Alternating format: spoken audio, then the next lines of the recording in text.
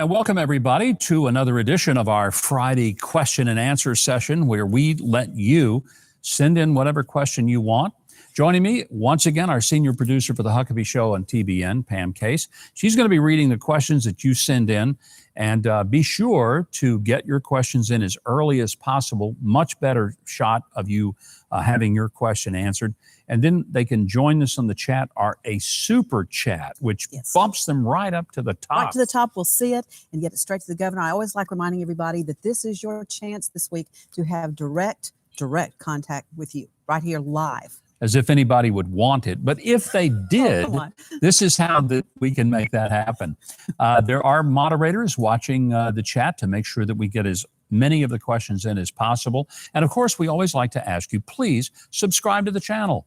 Hit the notification bell. That little bell will let you know when we're ready to do other types of events like this.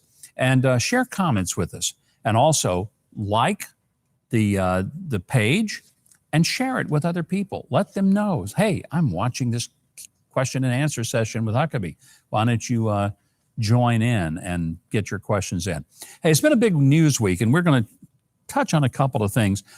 Joe Biden, president, had a town hall the other night with CNN.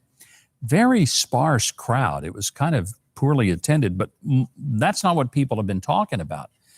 It's that there were some things that he had to say that we're still trying to figure out. One of them had to do with all the money that he's putting into the economy, and he says that it won't cause inflation. Let's watch this. We're going to comment on it right after. I seem pretty confident that inflation is temporary, but if you're pumping all of this money into the economy, couldn't that add to... No, look, here's the deal. Moody's today, when a Wall Street firm, not some liberal think tank, said if we pass the other two things I'm trying to get done, we will, in fact, reduce inflation. Reduce inflation. Reduce inflation. Well, you know, I think a lot of economists might question that. I mean, it's almost, Pam, like saying that if you smoke more cigarettes, it won't cause cancer. Right. I mean, it does. There's something that it doesn't ring true to common sense. Pumping money into the economy artificially creates an inflation. And what inflation does to you, this is why it matters. I don't think you care if it does something to the government, but it does something to you. Inflation means that you pay more for a pound of hamburger, more for a gallon of gas. You pay more for a board of lumber. You pay more for a pair of pants or a shirt. You pay more for everything. Now, when you pay more, that means you have less money left over to spend for things that you might want to do, like go on a vacation, which, by the way, that will cost you more because the airlines cost way up from what they were. Restaurants, everything's going up. So inflation, Stephen Moore, I think, has the best definition. It is a tax upon your life. It is a tax. It's just like that. So it does matter. But the biggest thing I think maybe came out of the town hall was some of the answers that, quite frankly, bordered on pure gibberish. I want you to watch this one and see if you can understand what President Biden was actually saying. The question is whether or not we should be in a position where you are. Why can't the experts say we know that this virus is in fact it's going to be. Or excuse me, we know why all the drugs approved are not temporarily approved, but permanently approved. Yeah. That's underway too. I expect that to occur quickly. Well, that means you mean for the FDA? For the FDA. Yeah. Even Don Lemon couldn't understand what he was saying. And Don Lemon really, really, really wants to help Joe Biden look good. And he couldn't save him on that. That was just one of several moments at which you just couldn't understand what he was even getting at. There was another one where he talked about how kids, if they wanted to know something about the man on the moon, and then it went off the rails from there. Pam, I watched that, and all I can say is I'm glad I'm not an English teacher and was trying to diagram that sentence on a blackboard in front of students. Good luck with that. All right, let's dive in, can we? First of all, can I just start with something that's way personal? Yeah.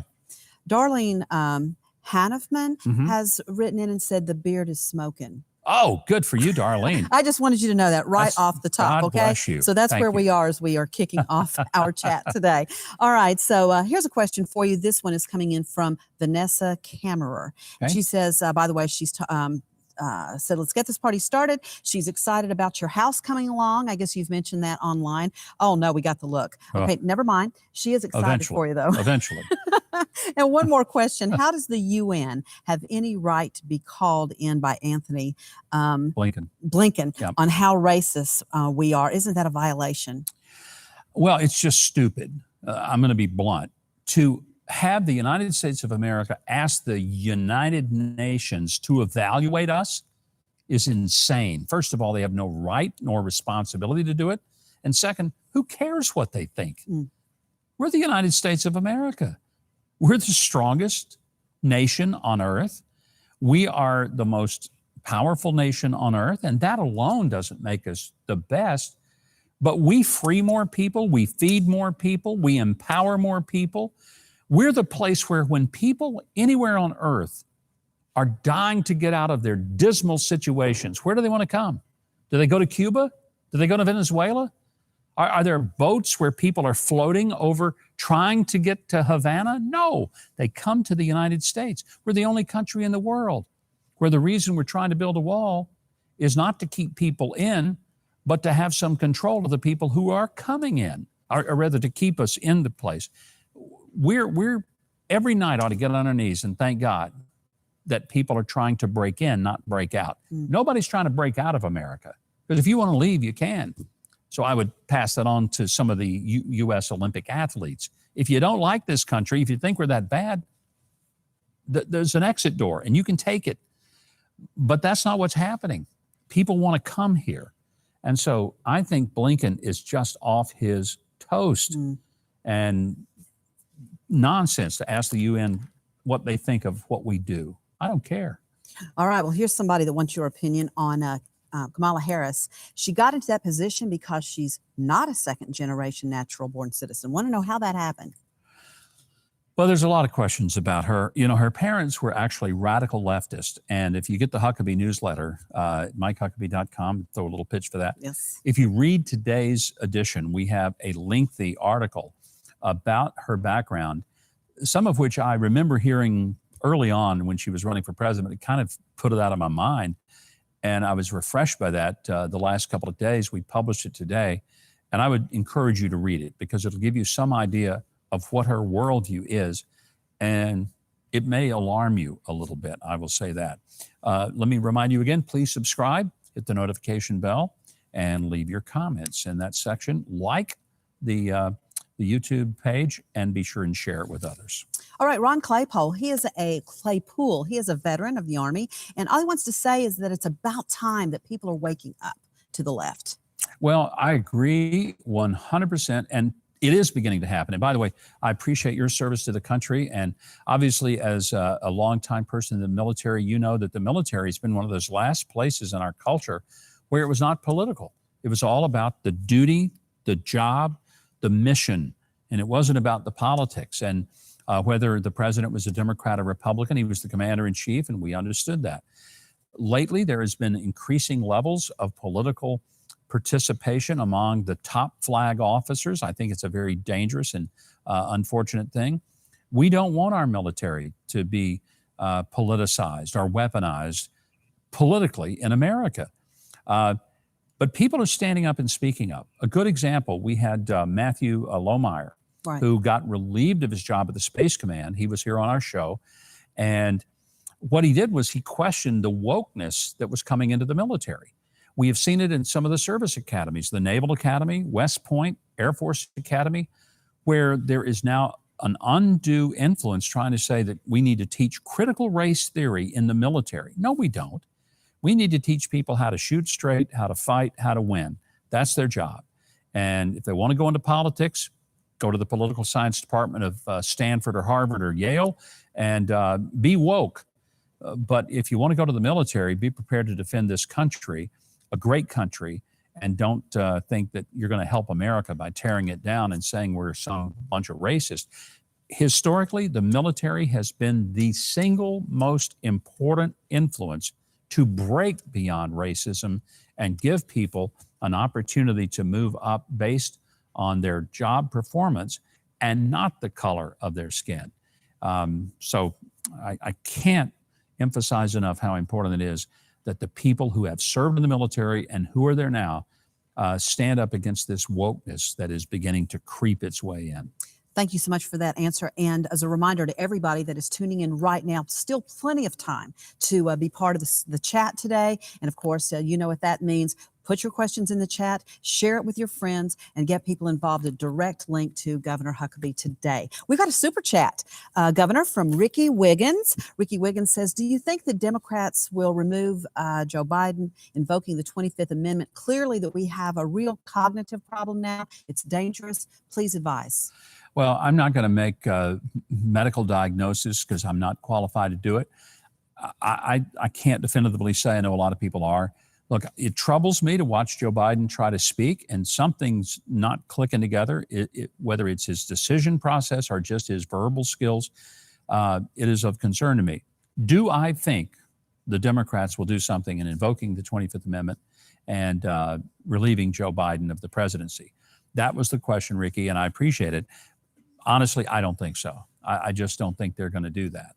They may do a lot of things to keep him in the basement and not to let him do town halls anymore, because that was a total train wreck. But I can't imagine that they would admit that something of this magnitude is actually happening. I want to touch upon another topic. We're going to get to many questions here in a minute, but Sure. There was a very interesting exchange in the Senate the other day between Rand Paul, senator from Kentucky, who has been on our show 2 or 3 times, and Dr. Anthony Fauci. And it was a very contentious moment. Rand Paul calls out Dr. Fauci for basically just not being quite truthful over the gain of function. And we'll discuss that, but here's the clip of what happened. This is your definition that you guys wrote. It says that scientific research that increases the transmissibility among mammals is gain of function. They took animal viruses that only occur in animals and they increased their transmissibility to humans. How you can say that is not gain of function? It is not. It's a dance, and you're dancing around this because you're trying to obscure responsibility for 4 million people dying around the world from a pandemic. Well, that was only part of the rather contentious exchange.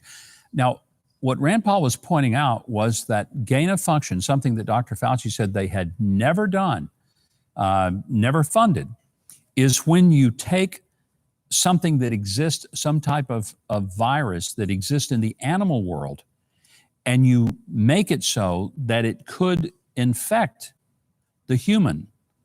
And that's a gain of function, that it has the capacity to increase its function. Now, one could maybe say there's a scientific reason to know what that is, but it's a very dangerous thing to do, especially if that virus, having gained function, going from just being transmitted by bats to other bats, could be transmitted to humans. That's a gain of function.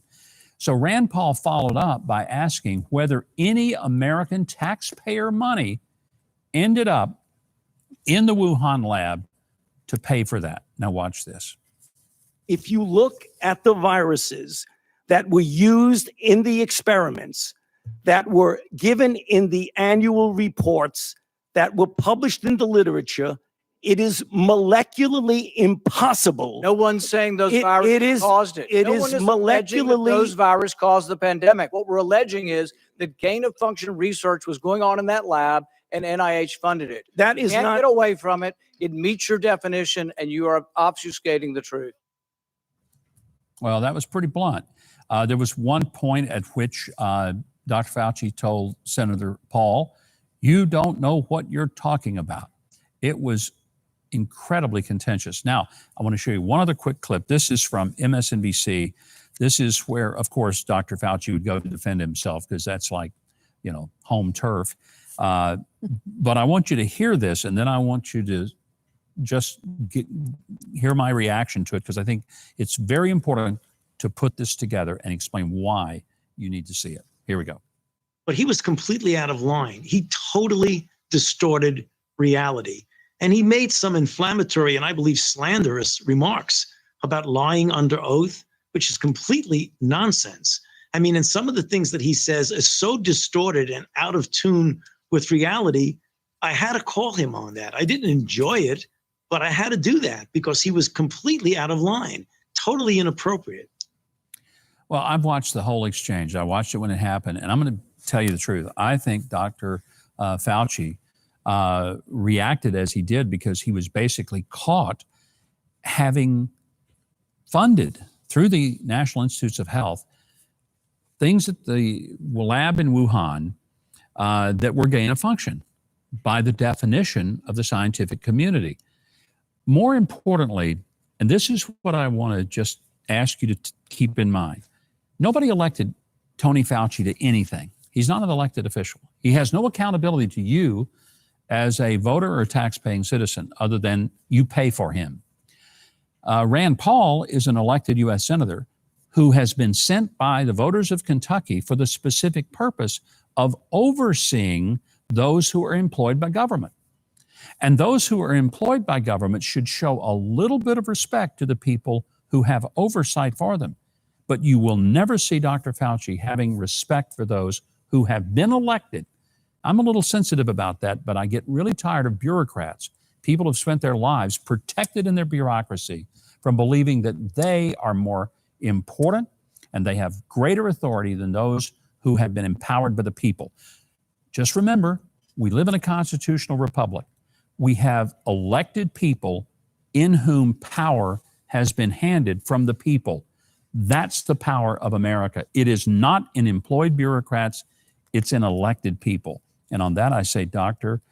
Paul wins over Dr. Fauci. Dr. Paul, by the way, senator, but also a medical doctor. Okay, let's go back to questions. All right, a couple of responses to this subject matter, actually. Lois Carrillo says, God bless Dr. Paul. He said Dr. Paul Rand. Keep it up. He will crumble. Fauci is a liar, and we all know it. Plus, American-born, hashtag walk away. Fraud she for inmate of the year. Fraud she. Yeah. So, all right, let's go to Mother of Dragons, who writes us this afternoon in chat. How is Hunter Biden getting away with the new money grab with art? It's got to be one of the most remarkable things I've ever seen. This is Hunter Biden, who got paid millions and millions of dollars by the Ukrainians to be on a board for oil and gas. He knew nothing about it. And clearly he was being paid because his father was then the vice president. He also got in multi-million-dollar deals with the people, with Communist Chinese Party contacts, flew on Air Force Two with his then vice president father to China to make some of those contacts. I'm telling you, if anybody else had done this, every front page of the New York Times and the Washington Post would be screaming about it, and every network newscast would be calling attention to it. So Hunter clearly had a drug problem. That's been well established. There's been so many things about the lifestyle that he's lived. But when all of that kind of fell apart and it became more difficult for him to do these special deals with China and Ukrainian gas companies, now he's going into the art world and he's painting, and he's going to sell paintings. I'm sure all of you will want one for about $500,000 or more each. Now, he doesn't want to disclose who's going to buy them because think about this. What better way would there be to buy some influence and to do it kind of on the down low than to buy one of Hunter's paintings and maybe, just maybe, get a connection to the President of the United States? But we're not going to know who they are, or will their names ever show up on the visitor list at the White House because he's not going to tell us who's buying paintings that he's doing for $500,000. Now, if he'd been a long-time artist and had been trained in it, maybe we'd say, okay, well, maybe his stuff's worth that. He hasn't. This is something he just took up. I could take up painting, and I'd love to do that for $500,000 a painting. Man, I'll blow paint through a straw. So have straws will paint. That's right. Which is interesting. The way he's painting, by the way, if you didn't know, he's blowing the paint through a straw onto the canvas. And for those on the left, I just hope that it is not a plastic straw, because that would be Utterly unacceptable. All right, I'm going to go back to a question that came in earlier that we have not talked about, but does come up, it seems, almost every time we get together, and that is from Judy Young. Do you think Trump will run again? Do you think he should run again? And what is your bottom line opinions regarding January 6th White House riots? So it's kind of a double question there. Yeah, that's kind of a triple question. It is a triple question. All right, actually, here we go. yes. I don't know whether he'll run or not. I think he's certainly teasing that he might. Whether he should, I leave that totally up to him. If he does, I think he walks into it way ahead of anybody else in the Republican field. It'll be very controversial, but he's always been controversial. So I don't know. I mean, I honestly can tell you, I don't know. January 6th, I can tell you exactly what I think about that. It was a boneheaded thing for a lot of people who got into the Capitol and did some dumb things. When people, and I saw Liz Cheney say that it was the worst thing since the War of 1812. And I'm thinking, Liz, you mean it was worse than the Civil War? It was worse than World War I, World War II, Vietnam. It was worse than 9/11. Are you kidding me? It was worse than the assassination of President Lincoln, President Kennedy, and all the other presidents that were assassinated. Are you really telling me that? Not one police officer was killed there. There originally this talk that there was a police officer who was murdered. Turned out he died of natural causes, Brian Sicknick, and he did not die from being beaten in the head. The autopsy confirmed that. The only person who died directly from the events that day was a Trump supporter, a female Air Force veteran, Ashley Babbitt. She was killed, and she was shot by somebody who still has not been identified.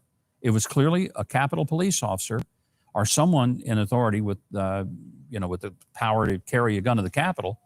That's who shot her. We don't know who it was, and we don't know why, and there's never been a thorough investigation. January 6th was a terrible day. Nobody defends what happened. But to say that it was the worst day in America, and let me be very clear, this was not an insurrection.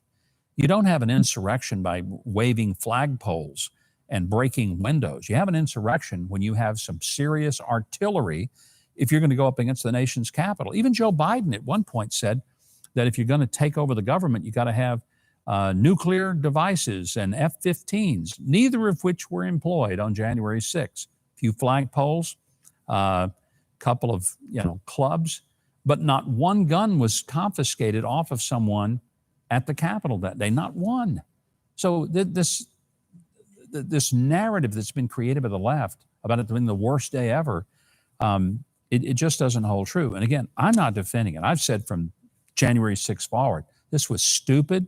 It set back the conservative movement, and it just handed a weapon to the left. But for heaven's sakes, let's put it in the context in which it was. All right, thank you, Governor. We're going to go back to some comments that came in related to the Fauci discussion. This comes from Kill Your TV, okay, and says, isn't that a great one? This is Rich coming from Huckabee. He's so against these people, but took the experimental jab. Well, yeah, I took the vaccine. I'm glad I did. What are you talking about? I don't have any idea what you mean by that. By the way, why don't you give your name? Kill Your TV. Is that what your parents named you? I mean, I'm just curious. But look, I'm not sure if I get the connection. This is not so much an experimental jab. It is a vaccination that hopefully will protect me, a person who is in the age category of being careful, of needing to be careful, and having had pneumonia, which means I have compromised lungs. And so I made a calculated medical decision based on the advice of my doctor and common sense that said, COVID might kill me. Vaccine, I might have a reaction to, but I got a better shot of taking the vaccine and not having a terrible reaction than I would of getting COVID and potentially dying from it. I've had friends that got it, were in the hospital for weeks, and I've had friends that did die, several, not one, not two, several, who died of COVID. So I'm aware that it is not something to trifle with. So you don't want to get the vaccine? That's your business. And I would urge you to watch the monologue that I had just a couple of weeks ago about taking the vaccine. And I say to people, if you don't want to take it, that's your business, because you don't threaten me. I've had it, the vaccine, and you're not a threat to me now, but be careful if you don't take other precautions. Absolutely. I want to make sure we get this super chat in Okay. before we wrap up today. Nuna H is writing, is there even a possibility the Dems, the left, will actually bring our country down the socialism path? We know that's their plan. They get away with so much. Oh, I hope not. I mean, let's all pray that enough of America wakes up and recognizes what's beginning to happen to us, and we shuck this off, because it's frightening to me that people are buying into the idea that socialism could ever be anything other than a disaster. So I'm hopeful. I'm seeing people show up at school board meetings and stand up and speak back against the nonsense of the left and say, you know what? There aren't 57 genders or 120. There are 2. And biological men shouldn't be competing as women and taking championships away from girls. And you can't create a healthy economy by taking money from people who got up early this morning and went to work and handing it to people who got up at noon and watched Netflix all day. So I hope we can save this great republic. By the way, thank you for joining us. I hope you've enjoyed our chat, and we'll have another one. Be sure to remember you can always leave questions or comments or you can email them to my2cents@tbn.tv, my2cents@tbn.tv. Be sure to subscribe, hit the notification bell, and don't miss the show tomorrow night right here on TBN. On behalf of Pam Case and all of us here at the Huckabee Show, thank you. Have a good day, and God bless.